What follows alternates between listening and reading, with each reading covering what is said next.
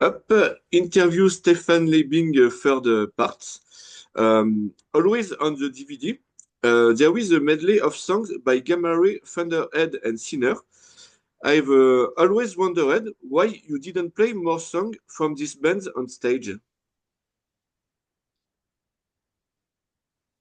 Um, I think the main reason is, yeah, of course,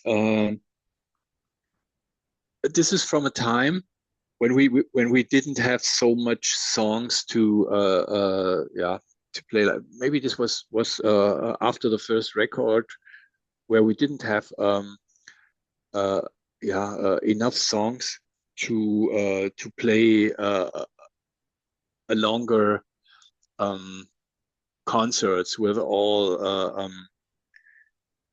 own songs. Must have been after the first or after the second record. I don't know exactly, but the thing was um, we were yeah, I think it was this way, and then we decided what we could we play live. Then we thought, okay, we play some songs of the former bands of Ralph and Henny, and yeah, this was the main reason.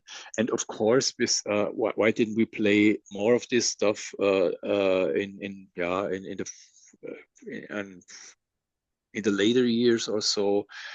Yeah, the thing is when you play live, you always have to decide which songs do you play live, and you always have to cut out some songs and not play them live because there is not enough time.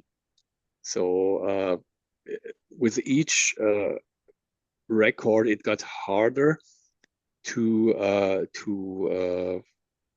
play all the songs you like. I hated it to be honest. When we every time uh, when we released a new album, then you have 10 or 11 songs on it, and yeah, you think, wow, this song is great. This is this and this and this and this, and I want to play this live. Yeah, and then we yeah,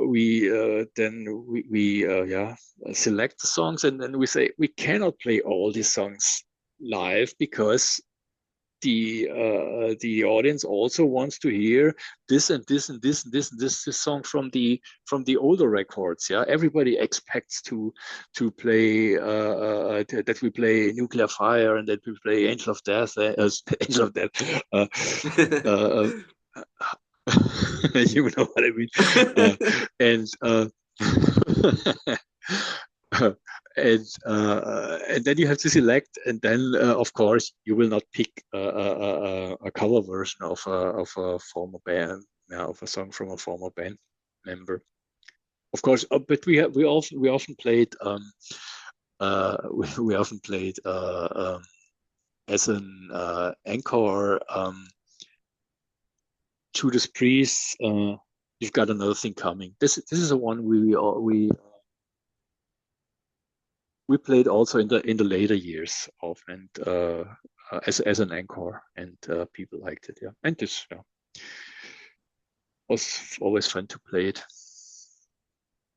Okay. On the bonus of the DVD, we can find a duet with Joachim Kentz of Hammerfall. Do you remember how this participation was born?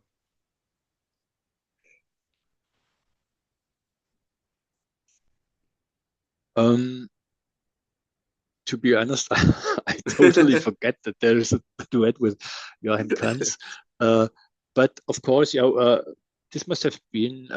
So we did a tour with Hammerfall um, and Matt was working at Nuclear Blast at that time, and also had contact to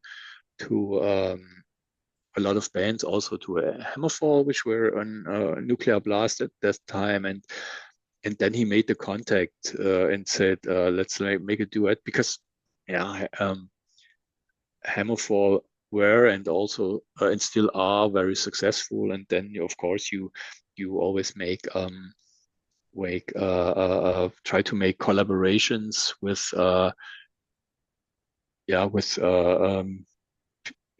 musicians that the audience or your fans might be interested in. Yeah, and of course, and Hammerfall and Primal Fear, they had a big part of audience in common, which with fans that like both bands, because we were both a little bit this traditional true metal, and so yeah, this was the way it came up. Okay. 2003, Annie Walter and Klaus Sperling left the band and formed Donnerkopf. Do you remember their reasons, and how did you leave it, especially about Klaus? Yeah, so they did not leave. They did not leave to form Donnerkopf. They formed Donnerkopf independent if of their leaving Primal Fear, and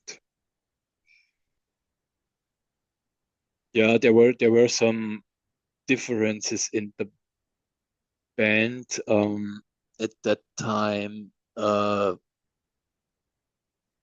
So, which I do not want to talk to go too deep into the whole thing. But I know at that time I was very sad that Klaus left the band. And at that time, I really was struggling if I will continue in the band in Primal Fear. Yeah, finally, I decided to stay there. I also had planned then. I said, okay, Klaus, we will make something in future together, and let me be in Primal Fear, maybe. So it will help if I stay in Primal Fear to keep my knowledge level, so to say. And yeah, so but finally it did not happen that I made a band with him. But yeah, this was thing. But we are still friends, and we are still in contact. Just yesterday, I was with him and other friends together and spent the evening with him in a pub, and we were celebrating and talking, and so we are me and Klaus are still good friends, and for a long time now. Okay. We arrive at 2004 and the album Devil's Ground. This one marks the return of Tom Noman, and you're joined by Randy Black on drums, who played with Annihilator. What has this new lineup brought to the band? What was the last question? What has this new lineup brought to the band? Okay. So what is okay?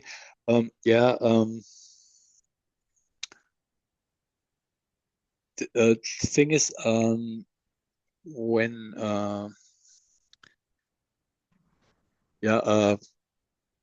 Randy came to the band, this was so at this time we planned, we had a US tour with Halford. Yeah, so we on it was planned to be 4 weeks US tour, and Klaus didn't have the time to do this tour, and then we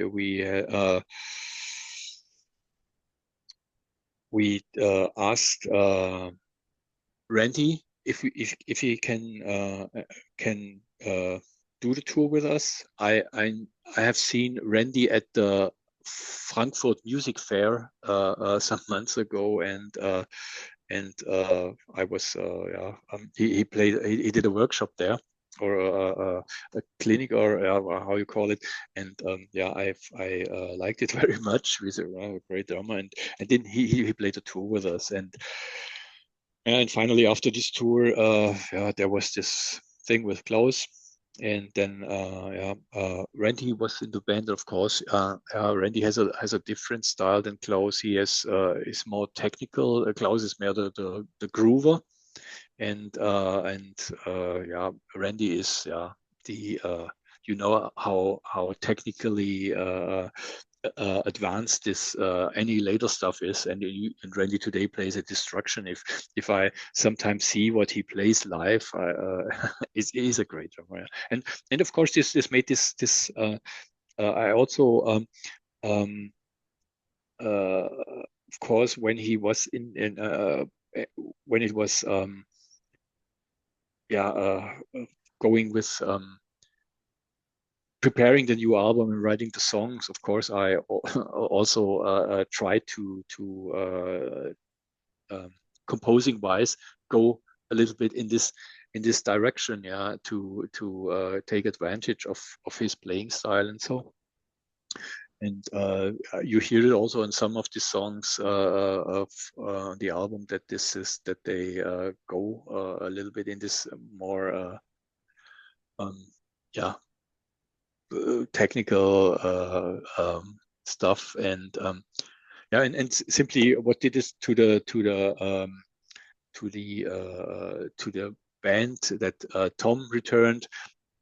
He returned because Henny left the band for also, and it Tom and Henny, they can be exchanged very well, even if they have all their own style, but they are very much this they have a it was so you can exchange them very well on their parts, even if Henny is a different player than Tom, but they are more this power chord groover, and so, and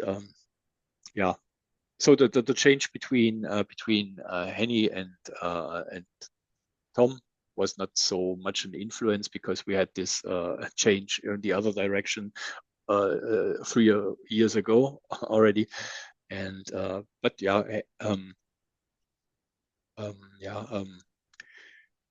Randy changed, of course, the style a little bit of this with his attendance of the in the band lineup. Okay. So the album start with Metal is Forever, which is considered by many like one of the biggest metal hymn. What this song evokes to you, and does it brought a bigger audience to Primal Fear?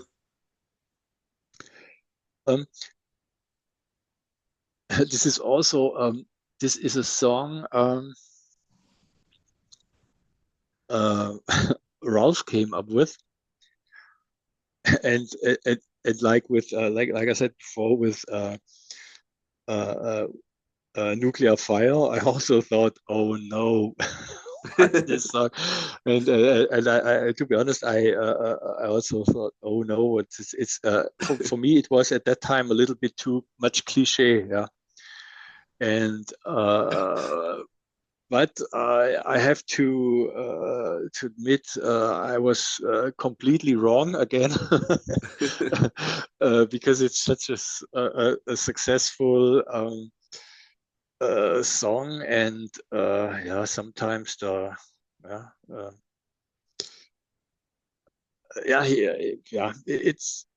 he was right with it, and sometimes simple songs attach to people more than if you make it too complicated, and Metal is Forever is a song that everyone can sing with, and and once you heard it, you recognize it, and again when you hear it again, or you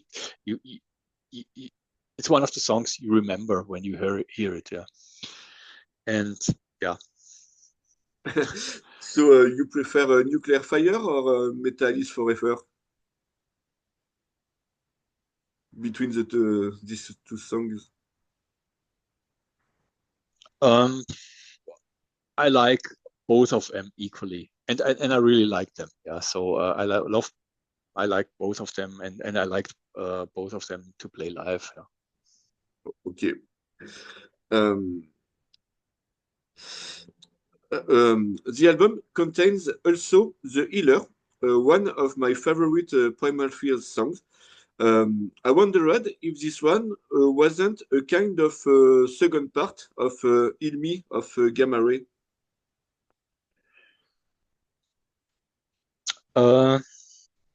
No, No? because uh, because this song Healer is yeah, also from is one of my songs, and when I wrote this song I yeah, I didn't know this Gamma Ray song at all. Yeah, so Okay. and yeah, it was a yeah, I always liked to do some so yeah, some songs that which are a little bit yeah, not what you expect. So I think the Healer also is a song that is yeah, something we didn't do before. The Primal Fear, it's a very special song, and I yeah, I like to do always to or very often to do things which I'm not really sure if the, the people finally will like it or not. But I say for myself, wow, yeah, I wanted to make something special that and I really pulled my heart out of to make this song as great as possible, and I hope that other people will also like this. So yeah. Hmm? Okay. I don't know if you watch it, but on YouTube there is a fan who made these songs with images of Gandalf and the Lord of the Rings. It's No. not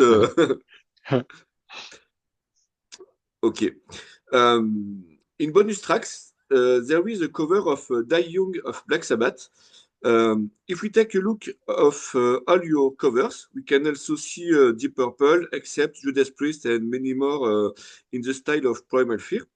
Why didn't want to try to covering a song from a different landscape and play it on your way? You mean the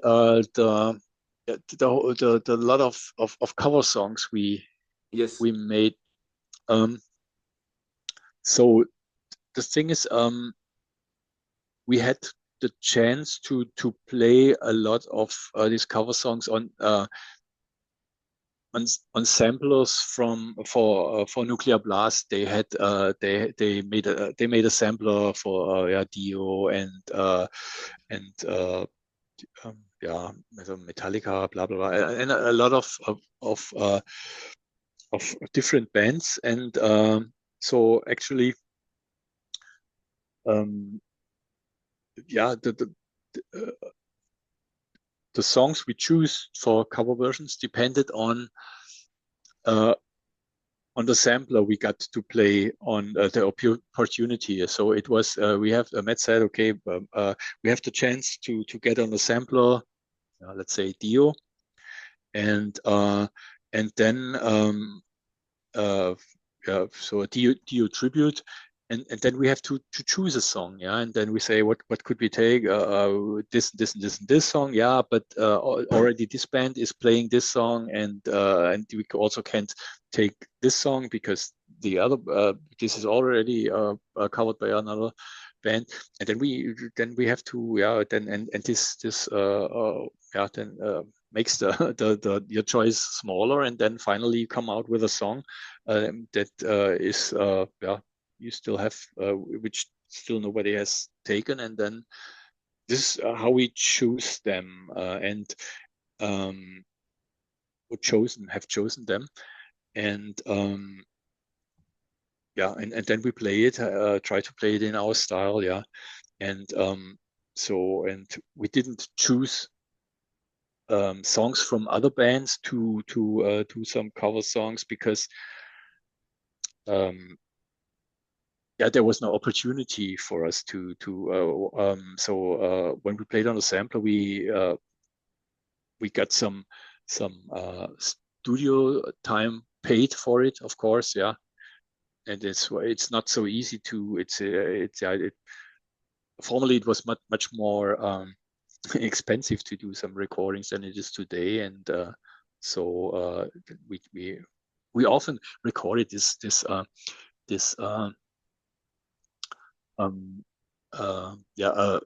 songs when we have been in the studio anyway. So but of course it costs studio time, and we had of course we then only recorded songs from for bands which was actually a sampler behind it. Okay. For the tour, I had planned to see you at Lyon in France, but the show were cancelled. Do you remember the reasons? I don't know what in with which band were we touring?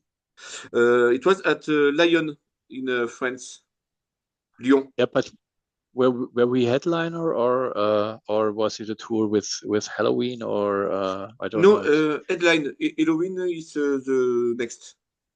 Yeah. Halloween was the next tour. So actually, I don't remember why this has been cancelled, and I really cannot remember that we had to cancel any concerts because any one of us has been sick or so. So I do not really I don't remember why this has been cancelled. So. Okay.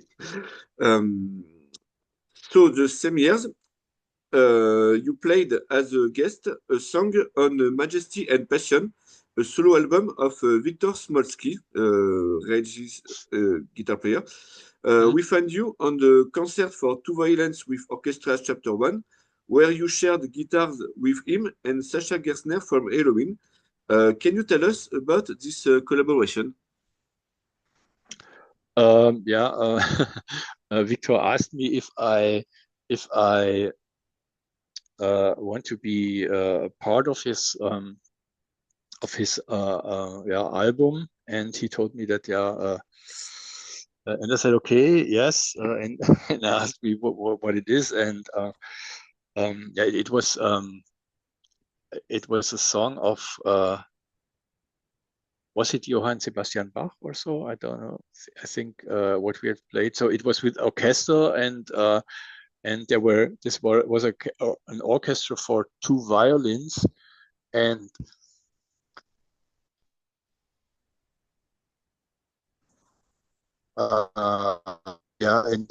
I had to play one voice, and Sasha Gerstner had to play one voice, and I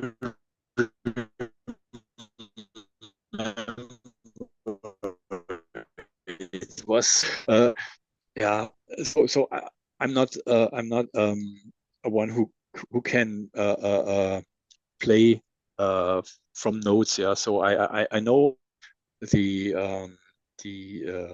a lot about the theory of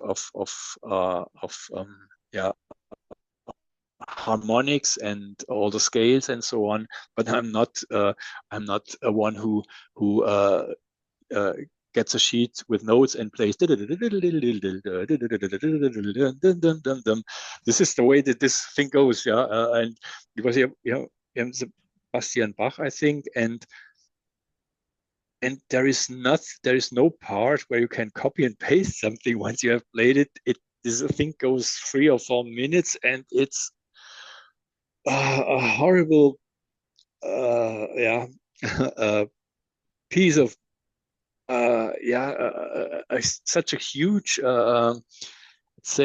way to go to play this thing from front to end, and I don't know how much I had to paste in and my things, and finally so I think I made it.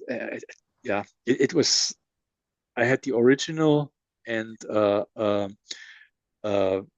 in the background of these recordings, and I think I also had a MIDI file that played this melody, and it took me forever to put it in.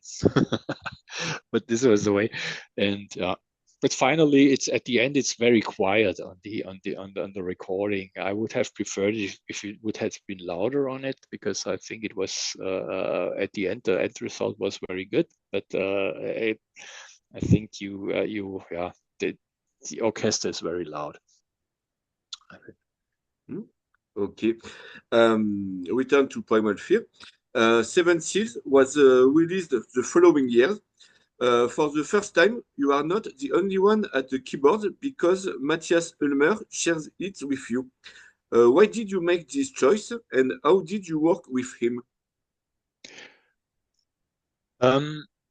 This is the first album when Matt decided to compose some songs with him, and so today so this was the first time he has written some songs with him, and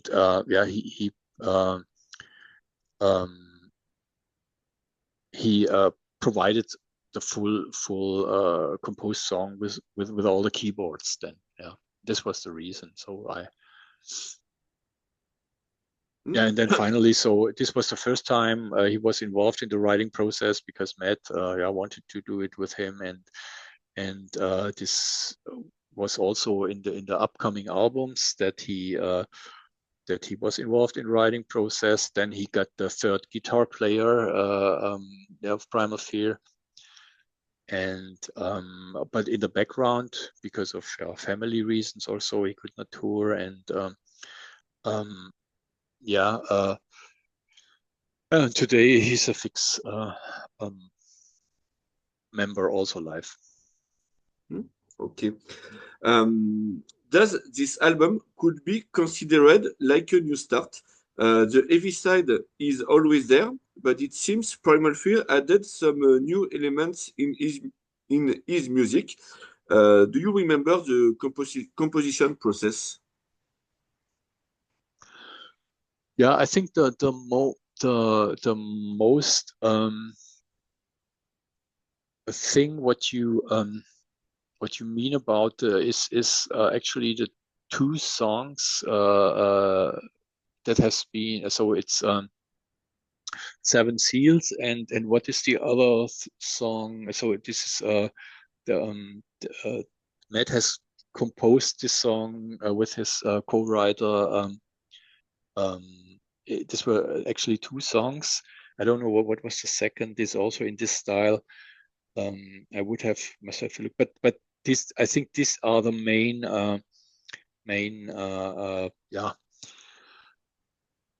songs. Why you think it's which is different than from the albums before, because yes, these were very commercial songs, and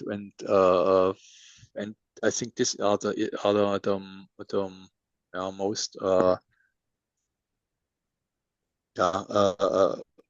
markable or the most things why I think it got in a new direction somehow.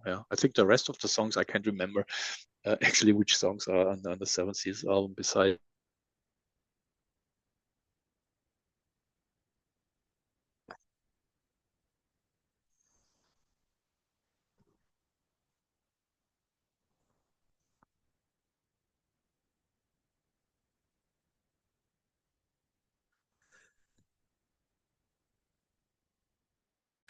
Okay. Connection. You hear me? Yeah. Ouais. Oh, yes. Okay. Um, okay. Donc, so Seven Seas tracklist includes a question of Oh Now, a song by Sinner. Mm. Personally, I love it, but your version is close to the original. What was the idea of this cover?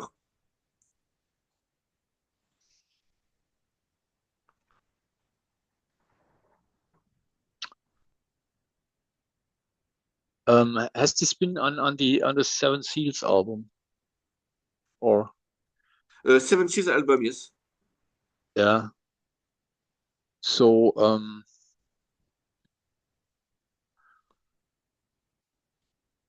yeah, okay. But what was the thing? I think yeah, I totally forgot that we had this song on the album. Yeah, it's yeah. I think yeah, Matt decided to have that he wanted to have this song on the album. I don't remember anymore. So the background it yeah he decided that he wants to have it on the album. I don't know exactly why it's we decided that this. Uh, Hmm, okay. For the tour, you opened for Halloween in 2006. As a fan of Halloween, I would like to know if you have some anecdotes to tell us about this tour.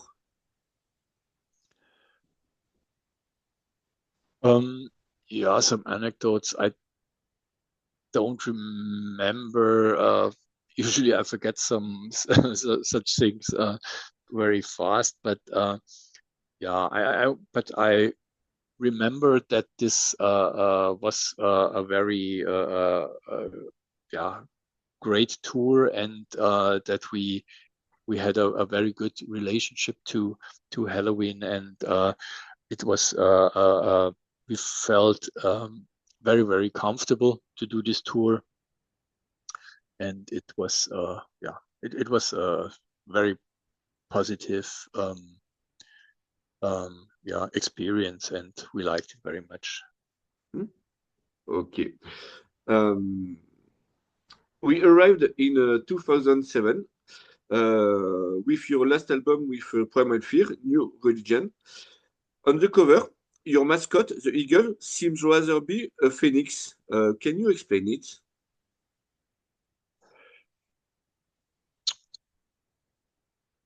Gibbs rather be a phoenix. Yes, a bird with flames. You mean this one here?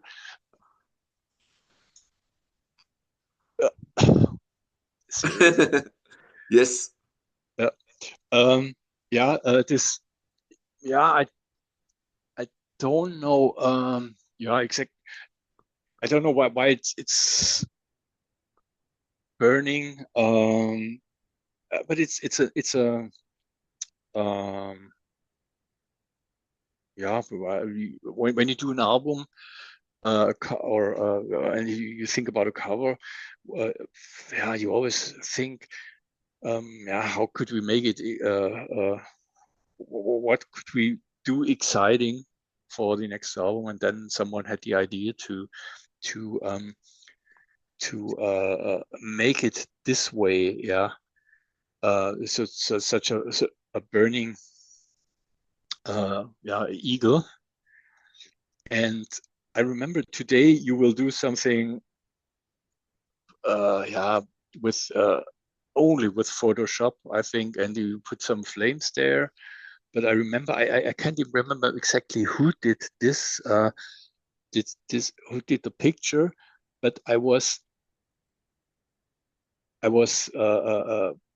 yeah part of it when it was taken, because it was actually photographed, and the person who did it had some burning something like I don't know, some gasoline or so, and or in a spray, and he or she uh, yeah put it on the ground,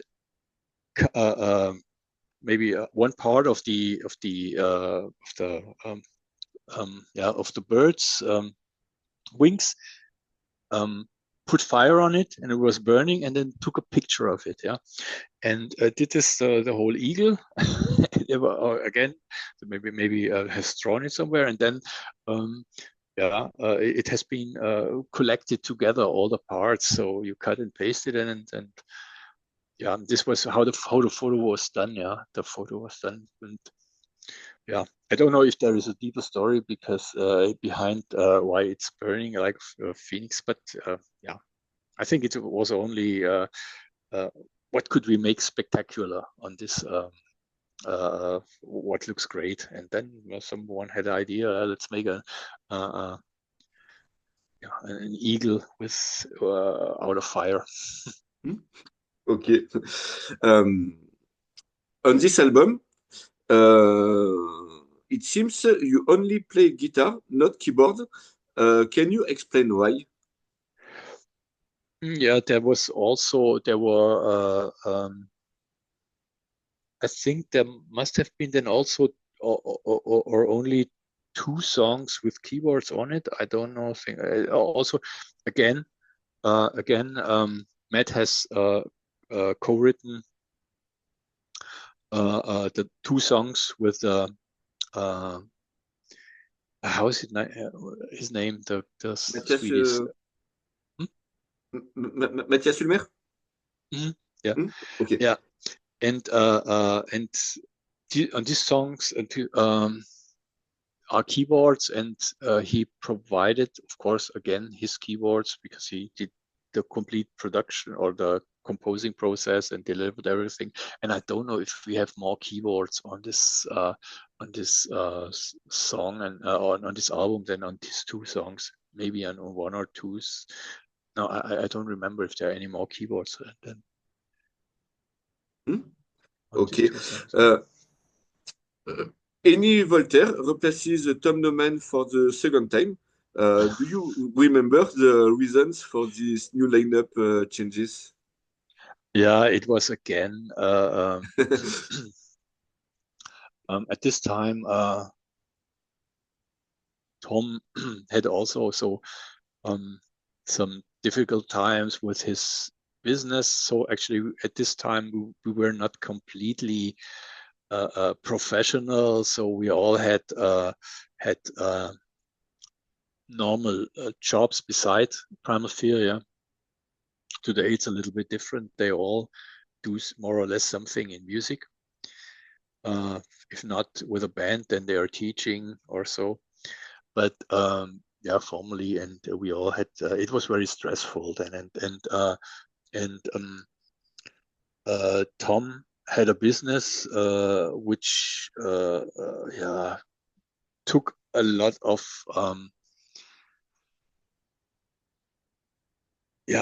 took a lot of his attention, and he was very much stressed, and yeah, this was finally the reason that made him leave the band again, like some years before this. This was the reason. Yeah, it's when you're doing music, and if you are not one of the bands who are really successful, and you can live from it easily, then you have to earn your bucks beside the music also, and this is can be very hard if you have besides it also family and so on, and people often forget how much it takes to make music and keep the whole thing running.